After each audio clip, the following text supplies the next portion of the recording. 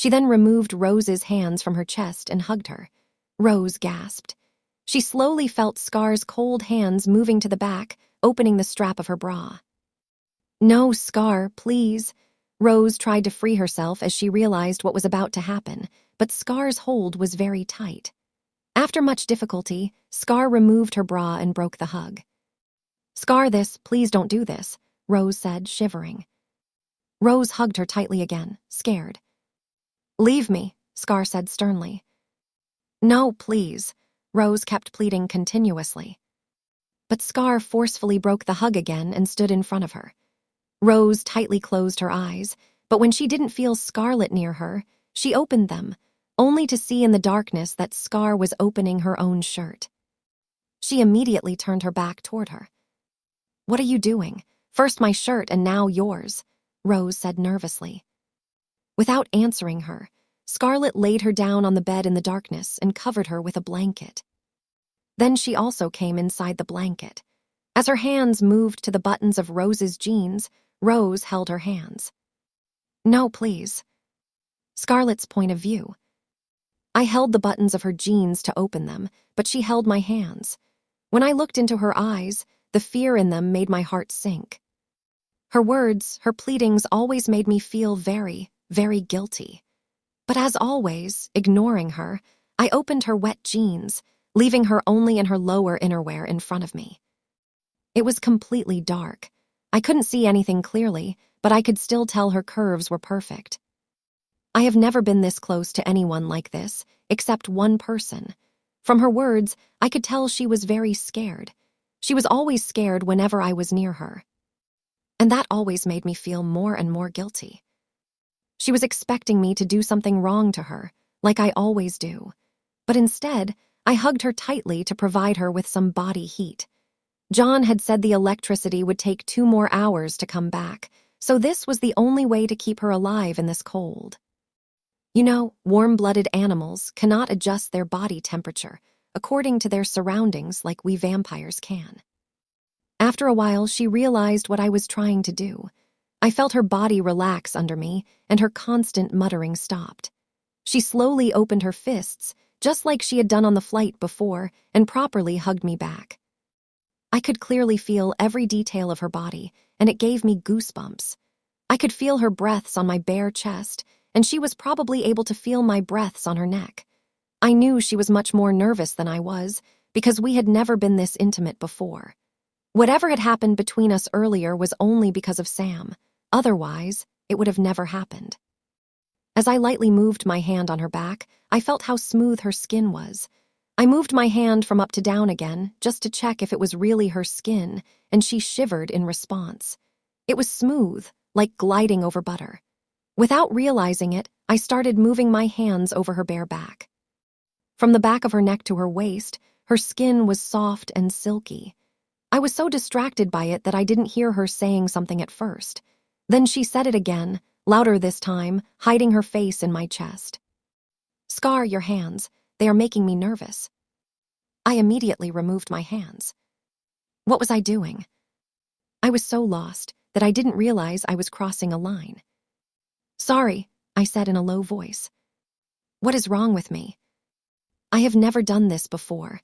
There was something about this girl. She always made me do things I had never done before. She made me care for her, look after her, and feel things I never had before. But I had also done many wrong things to her. Then she said again, "You can keep your hand there. I don't have any problem with that."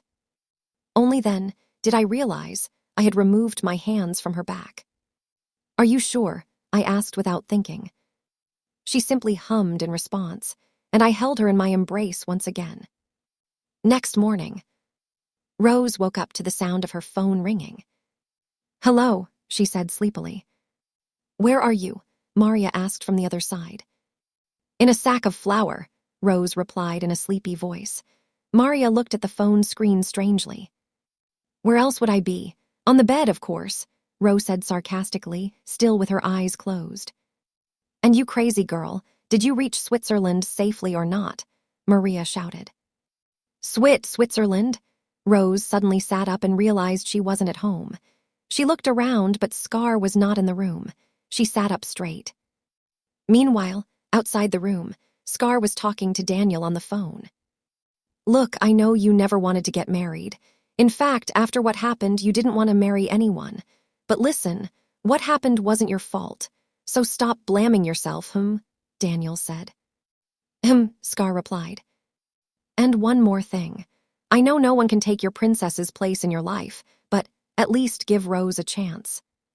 Scarlett was about to say something, but Daniel interrupted again. Let me finish. I'm not saying you should accept her as your wife or life partner, but at least try to make a soft corner for her, like you have for Selena or your dad, Daniel tried to explain.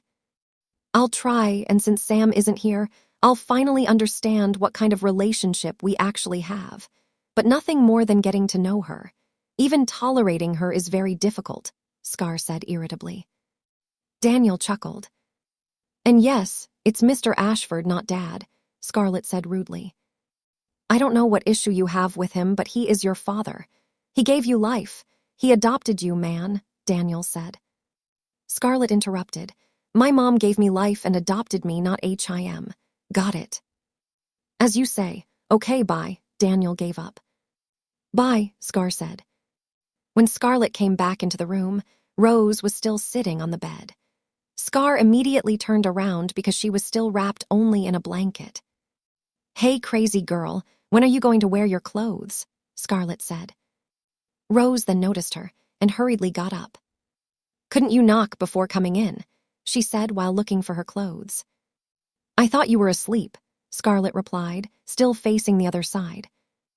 Wait for 2 minutes, Rose said quickly as she put on her clothes. I'm done, she said, and Scar turned around. Scarlett looked at her and smacked her forehead. This girl is impossible, she thought to herself. Rose had buttoned her shirt incorrectly, putting the buttons into the wrong holes.